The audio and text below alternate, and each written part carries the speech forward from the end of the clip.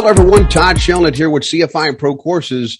And in this episode, I'm being joined by Mr. Sterling Welch. Now, if you remember correctly, I just posted a recent video with Sterling and I as he was preparing for his upcoming, now past CFI Checkride. So he actually successfully passed his Checkride on November the 8th of this month on the very first try, followed my advice about one fee, one Checkride, and got it right on the first go, which is great. Now, Sterling started his training back in April of 2019, where he did his first flight and finished his private in lickety-split no time. And then he went all the way up until about April or July, excuse me, if I could get my dates right, July of this year, where he completed his commercial and he started working on his CFI. Now, one of the little hidden treasures that Sterling was turned over to by one of his friends who also used it was my YouTube channel, is also my Patreon account. So thank you for being a subscriber and being a Patreon member for that. And he used that as well as one-on-one instruction with me in the evening time to be able to prepare him for the Checkride. Sterling, welcome and congratulations. Thank you. Good deal. So when you took your Checkride down in Florida, you're out of the Boca Raton airport there in Florida. When you took when you were preparing for your Checkride, what do you think was your biggest hurdle when you were just trying to get everything ready and prepared for this big day? Probably the organization of all the material, because you don't know what you don't know. And every single day I was finding a new advisory circular or a new thing to add to my lesson plan or a new regulation that I'd never read before. Probably the organization of all the material and then compiling it all together in my brain and subcompartmentalizing it. Do you feel that's where you spent most of your time? Especially towards the beginning. I did use a lot of pre-made lesson plans that I'd kind of been told were good.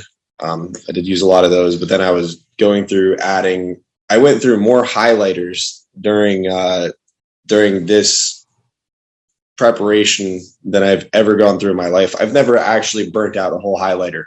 And I swear to you, I went through 9 or 10 of them, highlighting all of this stuff, which not oddly, it really worked out in my benefit during the Checkride, because the guy could see that I had physically read. I didn't just show up with a bunch of papers. He could see that I went through all of this stuff. And I think that really helped out. Right.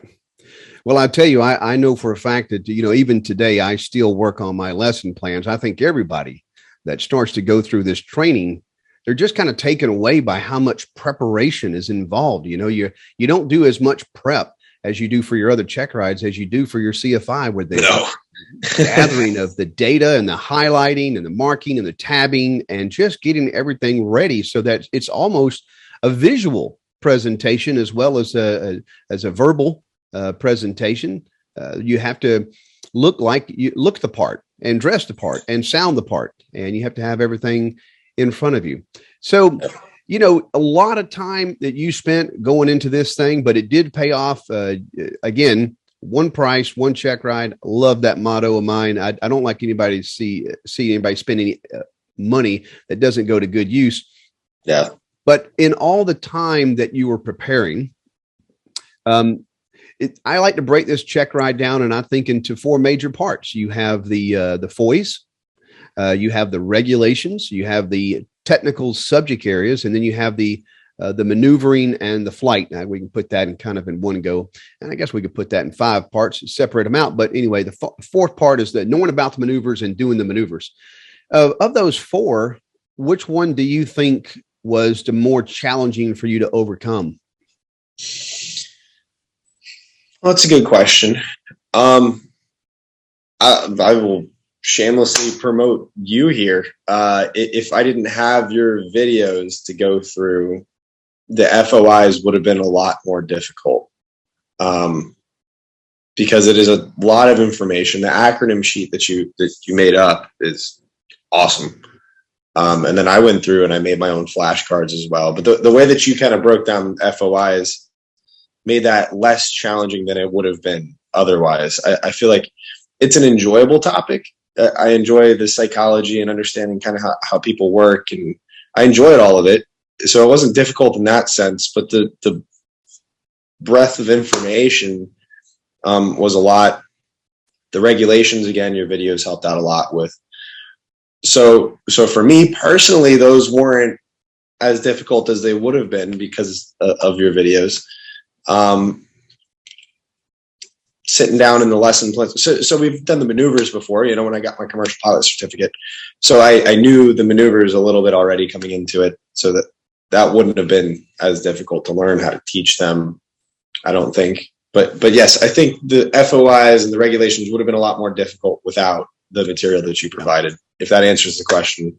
Yeah, it really does. And, when it comes to what I provide out there to the general public in regards to preparing, and especially the FOIs, don't get me wrong now, it doesn't work for everyone. I mean, my teaching style, just like no students learn alike, no two instructors teach alike. And a lot of people, their Todd is not a good flavor to them. So I try to make sure that I speak in that neutral voice, because I get ridiculed a lot for my Southern accent. And the way I say that little spinny thing on the front of the airplane, I'm just going to say prop for now, because if I say the other word, I'll get ridiculed for it on this video. But no two instruction styles are alike. And, one of the things that I learned after teaching thousands of CFIs, this material, is how people learn these FOIs and just using the FOIs to teach the FOIs.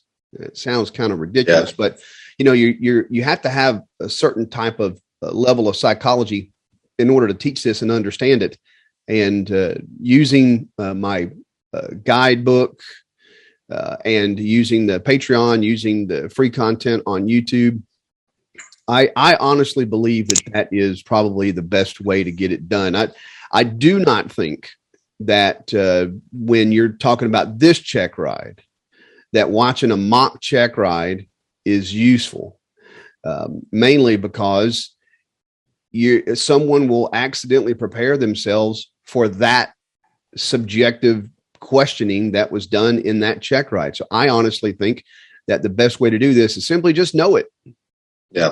And know that it's going to be of use to you when you actually start working in your trade. So thank you for that. I appreciate that. We definitely didn't talk about you plugging any of my stuff in here. It's just basically, this is all about you today, but thank you for that shameless plug. No, we didn't. I went through those videos at probably each of them 15, 20 times though, to be honest. And they really did help. Well, good. I tried to make that to the point, but although some of them are still probably an hour long, but you ain't got to listen to them all at one time. That's a good thing. No, but the examples that you give help develop the entire, help gets you the concept learning level or the correlative level of learning. Right. It helps give you the full picture with the extra content in there. So tell me about when you were preparing for regulations in the check ride, did you think that you were properly prepared for when the examiner started asking you questions? Did you feel you were properly prepared on the regulation side? Oh yeah. I think overall I was over prepared for the entire check ride. But again, I showed up with 1, 2, 3, 4, 5, like 6 books highlighted out, another probably 8 advisory circulars, the FOIs sheet. So 2 of those books were lesson plans. And yes, to give you a direct answer, sorry if I start rambling too much, then you can cut me off. Ramble on. I showed up with a lot of material, and I was probably over prepared. I probably could have passed the check ride sooner, but I'm happy I went in there the way that I did because it went very smoothly. So far as the regulations, the videos that you and I helped a lot, and then the videos that you have posted prior to that helped. He gave me a tricky question in there, but you and I had actually just kind of covered it, and I was pretty sure. But he threw a little trick in there too, which I'm sure will. Do you mind sharing that little tricky question with us? Yeah, absolutely. I've got it close. This isn't the exact question, but this is close. So he gave me, very similar to what you did, a list of items, and he said, what does this person need in order to accomplish the goal that they've set out to? So I believe it's over here.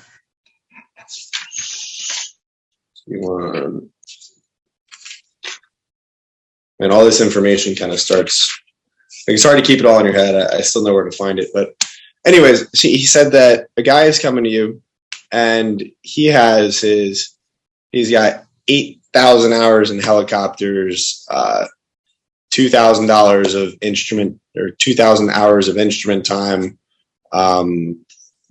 3,000 hours of nighttime. He's a commercial glider pilot and a private pilot lighter than air. And he's also an ATP helicopter pilot. And he said that he wants to get his airplane single engine land rating with you. And then he asked me, what does he need to do?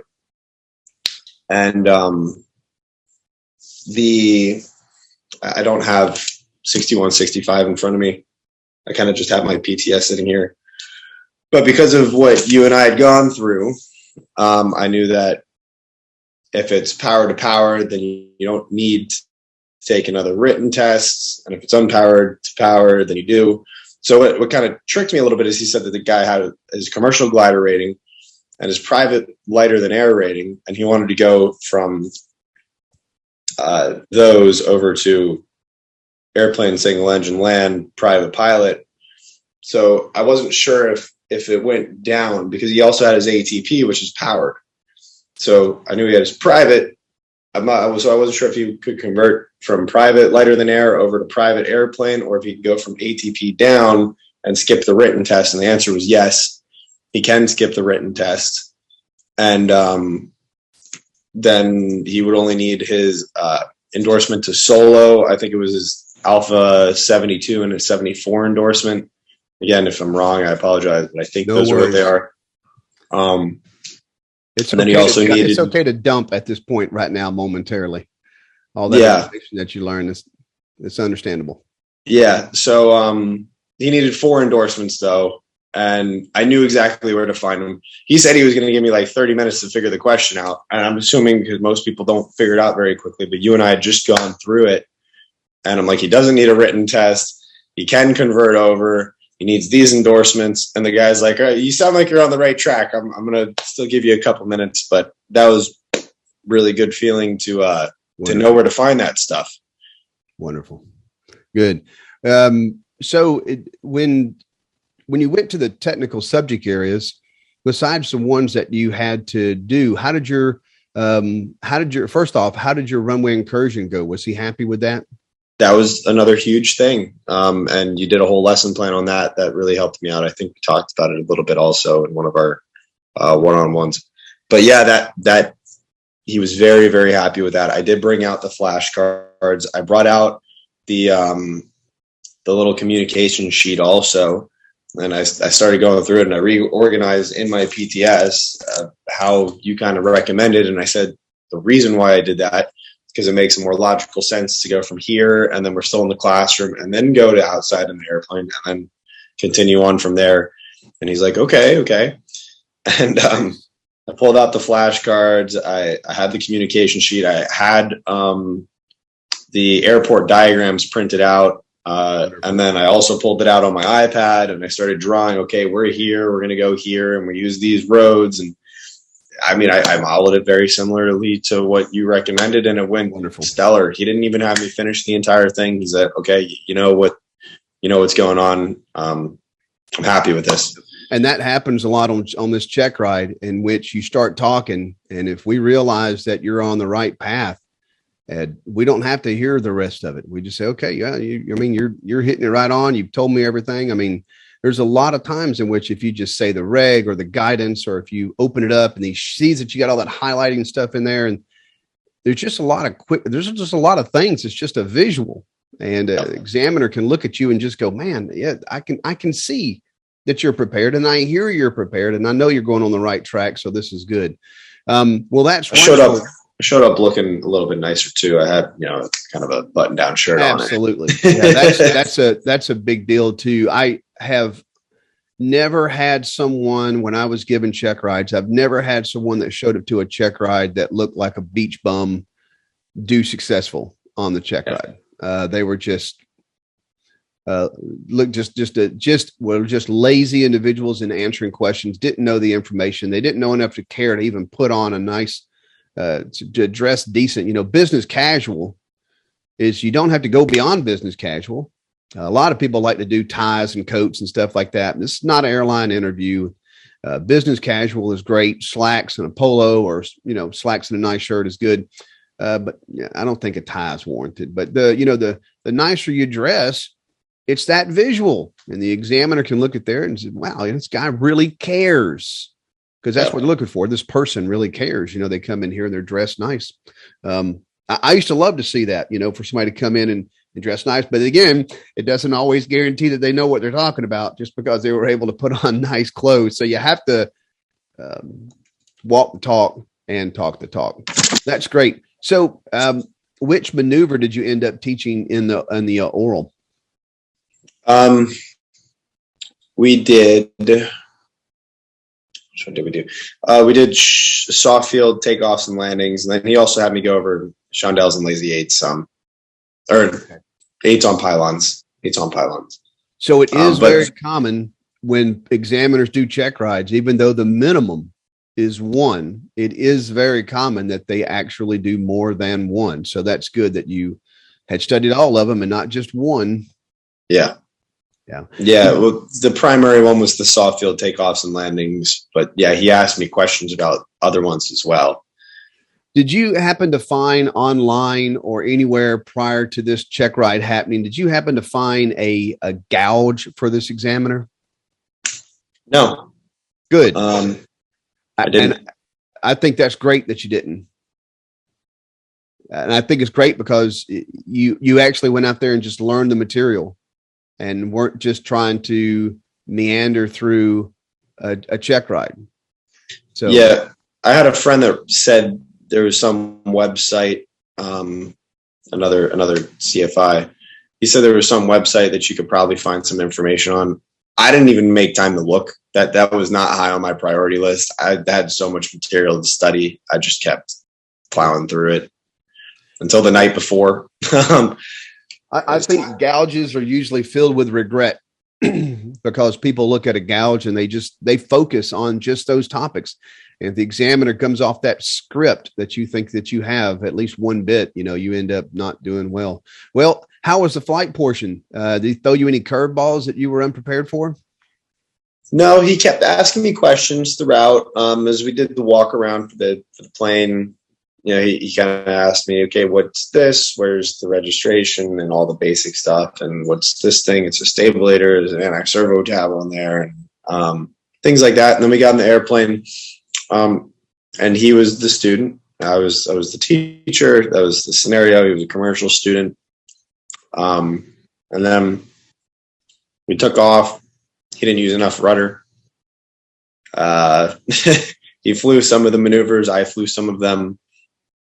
He was asking me, okay, is there anything I could have improved here and here? But uncoordination. He didn't do anything crazy, and I was close to the controls the entire time. We had positive exchange. We did our clearing turns and everything. That's a huge thing, of course. I feel like that's an easy thing to forget about when you're under pressure and stress. Absolutely. Look around, take your time, don't rush the reducing errors acronym. That does apply. So just pretty straightforward stuff. I think by that point also, and I could be wrong, but I think by that point I had already shown that I was taking this check ride seriously. And by the way that the oral went, my life was probably a little bit easier so far as the, not easy, but a little bit easier so far as the flying portion, because I hadn't screwed up a bunch of times in the oral already. Right. Well, there is some people who say that if you make it through the oral, you usually got it made. However, there is nationwide a lot of failures that happen in the flight portion on this check ride. The oral portion, unlike other check rides where normally the check ride rate nationwide, excuse me, it's above 90% in the oral.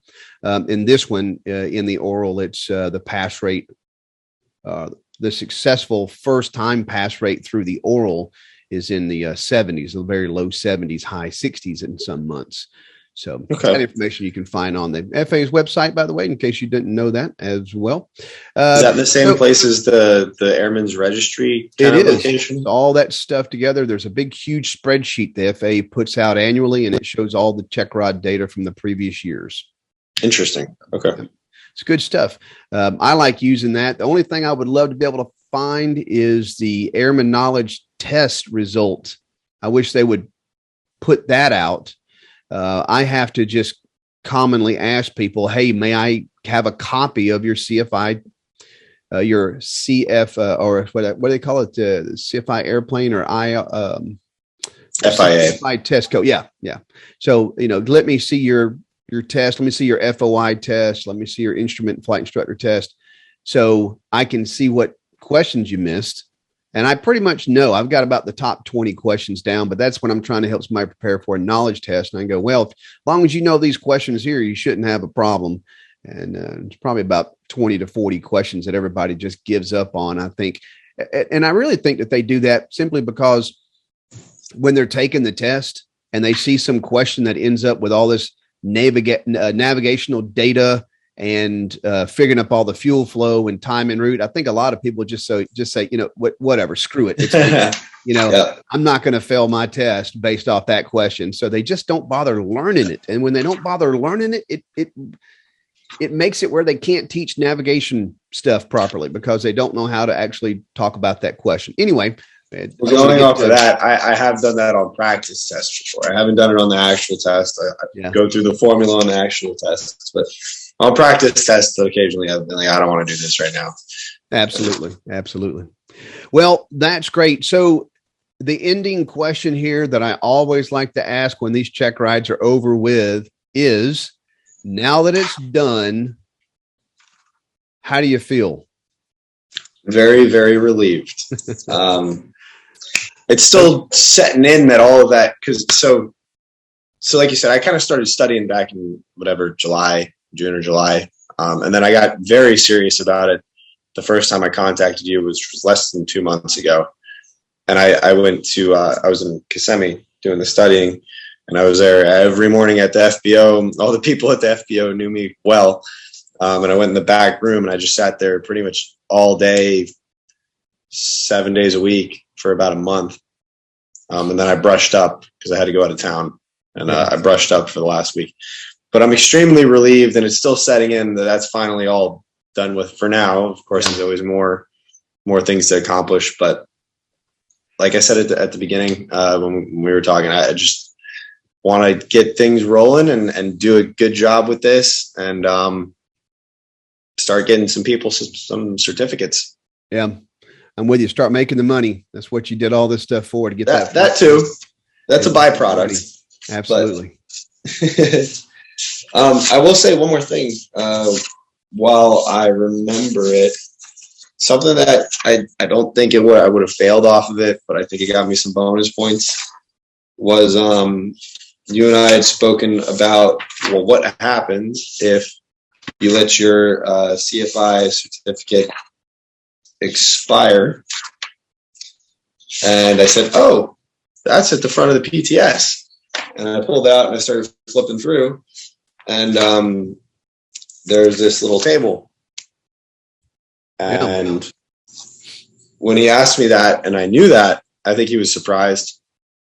I feel like most people don't know that because it's in a portion of the PTS that you don't really go through. And he was happy about that. So for a simple little thing, I think it helped out. Give me some bonus points there. And that is a very common one where the people don't know that because they spend too much time just trying to memorize the items in the regs, and they don't actually concentrate on the actual event itself and how it transpires, and what do you have to do that? Common question I asked was, if you're going to go for a CFI renewal with an examiner versus a CFI reinstatement, is it any different? And the answer is no. It's the same thing. It's the same table that you just pulled out. So renewal or reinstatement table is actually the name of that. So that's very good. Well, exactly. One last question here. Now that you're finished and it's just the weight of the world is off your shoulders. What are your plans to right now? What are you going to do with your new CFI? Yeah. So I purchased an airplane. I got a Piper Cherokee 140 a couple months ago to start this whole thing. And I have that now stationed at the Boca Raton Airport. And I live about 5 minutes away from there.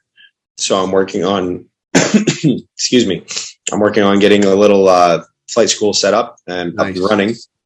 And I'd like to probably get something started at, I went to FAU, so there's Florida Atlantic University and then the Boca Raton Airport on the same property. It used to be the same government owned property. So they're right next to each other. I'd like to start some kind of a little club at FAU, because I know there's plenty of people there that are interested in aviation. And so get a little club going there, a flight school for everyone else as well going at the Boca Airport, and provide some quality instruction. Like I said, get some people some certificates and have some fun with this. You know what? As we were sitting here talking, I thought of one more question I want to ask you before we sign off for today. And that is, you talked about sitting in that FBO and being there and every day and being for hours in there every day. That's a big hurdle for a lot of people that are preparing for this Checkride to get over, is knowing that they're going to have to spend hours every day in preparation if they're trying to do it as quickly as possible. If somebody's not on time limit, it doesn't really matter. But where you were in that FBO every single day for 8 hours or whatever, or probably even more.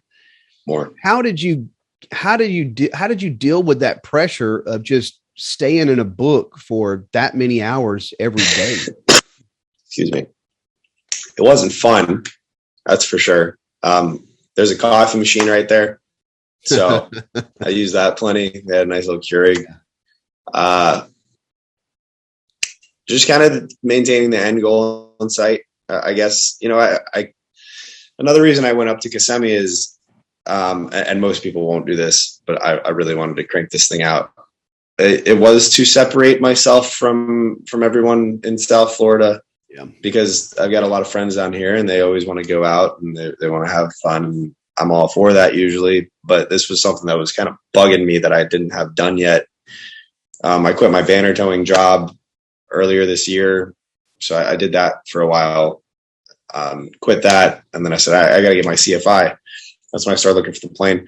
But I went up to Kissimmee, which is, if you drive 2.5 hours, if you fly, it's only about an hour and 10, 15 minutes, to separate myself from all my friends and my family and stuff, which sucked.